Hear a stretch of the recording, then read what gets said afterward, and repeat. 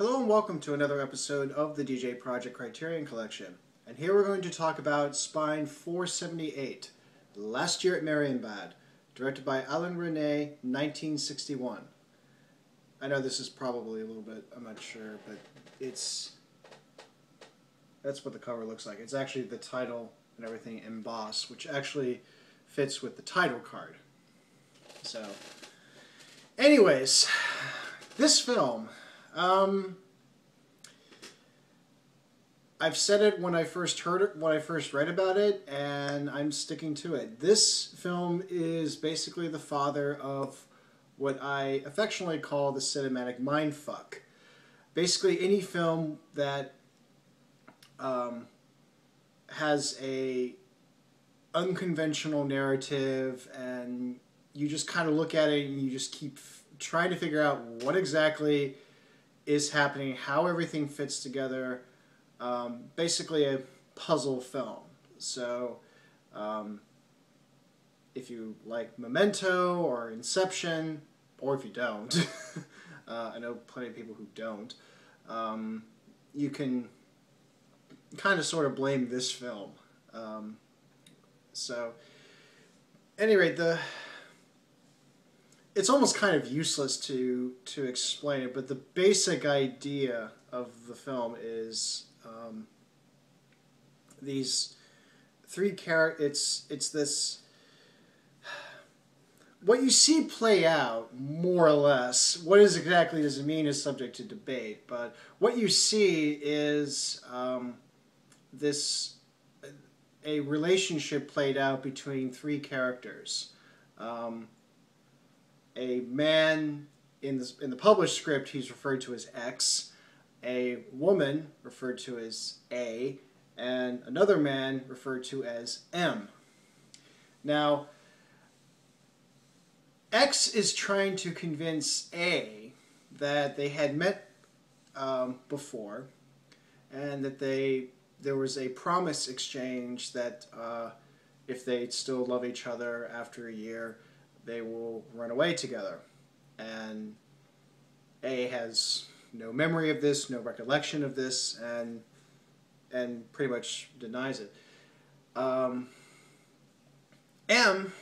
is also, there are also scenes where M is playing a game with X, where it's a game where he says that it's a game where I always win. And thank you, Wikipedia. This is the game that's played is actually a version of NIM. Look it up. And finally, M's relationship to A is that chances are they are married. And there may have been a death involved. I'm not entirely sure. Anyways, basically, and yeah, another thing is that all the parodies that you find about European art films, where it's a lot of incomprehension and unclear dialogue and unclear settings. Yeah, this film, yeah, this film kind of lives up to it. Okay, so how can I talk about a film that's ultimately unexplainable? Well, first off, let's try to talk about the film itself. And also, I have to remind, this is a reminder that in reviewing cinema, you end up learning more about yourself than you do about the film itself. And this is definitely no exception, but this one makes it even more frustrating because there's not a whole lot to pin down. And that's very deliberate on the part of Resnais, and equally with the screenwriter, another Alain Resnais. Resnais keeps his Resnais keeps his tradition of working with novelists as far as scriptwriters. He worked with Marguerite Dumas, or sorry, is it Dumas or Dumas? Sorry, for the script for Hiroshima Mon Amour. So, anyways. But it's deliberately constructed to be disjointed, and for starters, this was filmed in I want to say it was 5 different hotels, palaces and all of them in Germany, because he was looking for a very particular style. This with long hallways and Baroque ornamentations, and most of them actually existed in Germany. There was really none to be found in France. The chateaus and everything in France wouldn't have worked. So here you have the hotel palaces that you find in Germany. And he used all of them. And it's the combination of cinematography and editing that makes it seem like it's one place, but at the same time you also know that it's not one place. And so it makes it very spatially disorienting, where rooms don't quite fit, but yet they were meant to fit together. So I mentioned the cinematography and the editing. The production design is also an element as well. There's a lot of costume changes as well, and people wear different, and it's supposed to be, and this is all supposed to be in this really nice hotel, so everybody looks very formal. The most casual you get is something like sports coat and tie for the men, and a, I don't really call it a summer dress, but just a more casual dress as opposed to a formal dress. So that kind of gives you, so again, adding to the Baroque feel to it. But it's extremely well constructed, and at the very, if trying to figure out and deciphering it may be frustrating, you could at least appreciate the mise en scène and the way that the images flow together. Now, what the hell does this all mean? Well, considering that the film has been around for over 50 years, a lot has been said and a lot has been pondered. There's the answer that Rob Grillet gives is that this is ultimately a story about a persuasion. That, and in this case, it's focusing on X trying to convince A that this event had happened, and she says no. So what it's showcasing is the lengths one can go to try to persuade somebody else that something is true. But that's Rob Grillet's. Resnais, on the other hand, gives a little bit more abstract answer, where he says, "For me, this film is an attempt, still very crude and very primitive. It's a way of approaching the complexity of thought, and that certainly makes a lot of sense, given the way that, well, one, memory seems to be sort of fuzzy on the details, and if you ever try to imagine something, you can mentally join together rooms and spaces that have nothing to do with each other, and the film likewise replicates that. And this is a very recurring theme and idea that Resnais has explored in other films, in Hiroshima Mon Amour, and in films that he did after this one, the role of memory and how elusive it is. It's also not, and similarly, other interpretations mean that the whole thing is really a dream, or a memory of a dream, or even a dream of a dream. Again, trying to explain the temporal and spatial disconnects that you find in the film. I've also heard that it's a variation of the Orpheus and Eurydice myth, and particularly it explains the relationship of the patient and the psychoanalysis. I think in this interpretation, X is supposed to be the psychoanalysis and A is supposed to be the patient. Another interpretation is that it is showcasing the act and the memory of the act of rape, and thus going back to the Rob Grillet take on it, saying that this is a film about a persuasion. The persuasion is, in this case, a kind of euphemism for rape. I've also, in thinking about it, I don't think this is a very strong interpretation, but I'm just going to put it out there just to add my light to the great sum of light that is trying to figure out what the hell this film is about. Based on the look of the film, and particularly the look of A, I sort of see this as a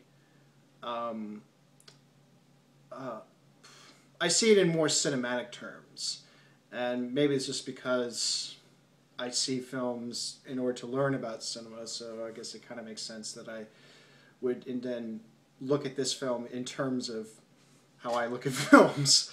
And in this interpretation, A represents silent film, and the justification for that is that she hardly ever speaks, and the way she is presented, actually the initial basis for her character came from the silent film Pandora's Box, made by G.W. Paust.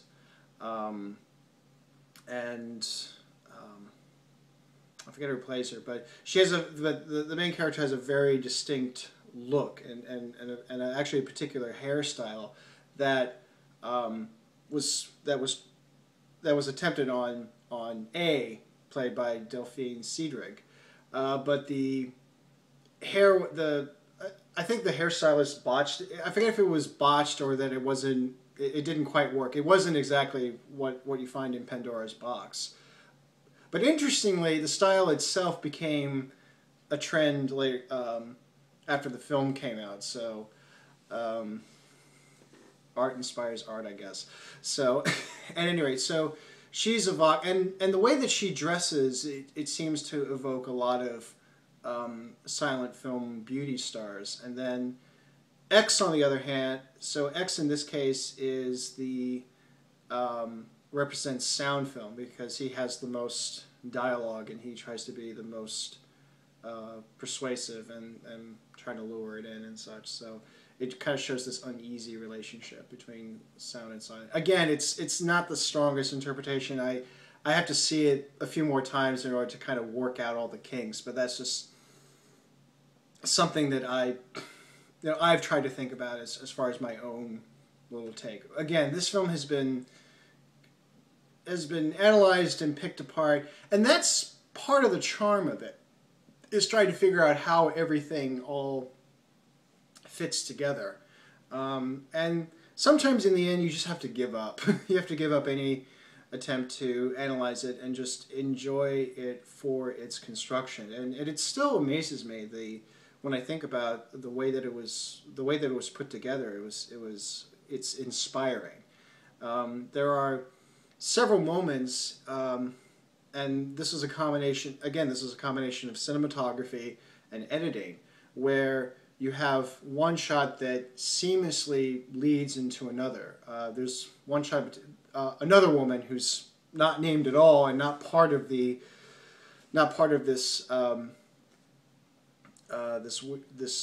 this strange tripartite, as it were. But she turns around and, interestingly, I'm going by memory of this film, so it could be wrong, but it goes from I think it's either from a white background and black dress to the inverse. It's one shot going into the inverse in terms of color, between what she's wearing and what is in the background, and it was all done very seamlessly. It just goes from one immediately to the other, and it feels very continuous, even though at the same time it's also very disjointed. This is what makes the film so great. In the end, you may be frustrated with trying to analyze it, but you also can't help but be fascinated with how everything was shot and how everything was put together. Another occurrence is that in the very beginning there's this sort of poem for lack of a better word, this voiceover narration that is waxing poetic, and again, I have to see it enough times in order to get this, but I want to say that it almost forms a perfect loop, but at certain points the voiceover narration fades into the background and is overpowered by this a very slow dirge, atonal organ performance. There's this interact. So in other words, bits of the narration is a bit faded, and then it goes back. So that's why I say that it's almost a perfect loop. I think it's deliberately not perfect. In other words, it's not a perfect reiteration of lines that also form a cycle where, again, it's like the structure of James Joyce's Finnegan's Wake, where it starts mid-sentence and it ends mid-sentence, and then if you put the two together, it forms a cycle, complete cycle. So I think it's almost a complete cycle where it can loop back around, but it's also not perfect, and there's also some slight variation of it, which again sort of fits well with the way the whole film works. So it goes back to what I said before. This is a cinematic mindfuck where you just watch and you kind of go, okay, how does this all fit together? But I think if you take a certain pleasure in that, and by the way, this is deliberate. This is deliberate, and two, this is well constructed and well formed. This is in strong contrast to badly made films where scenes are meant to be put together, but they don't join at all.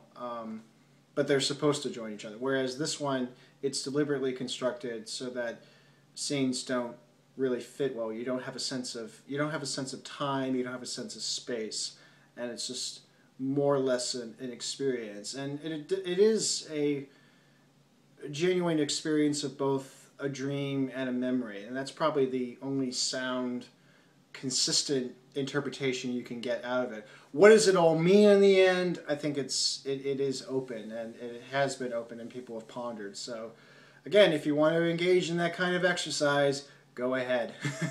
But I also understand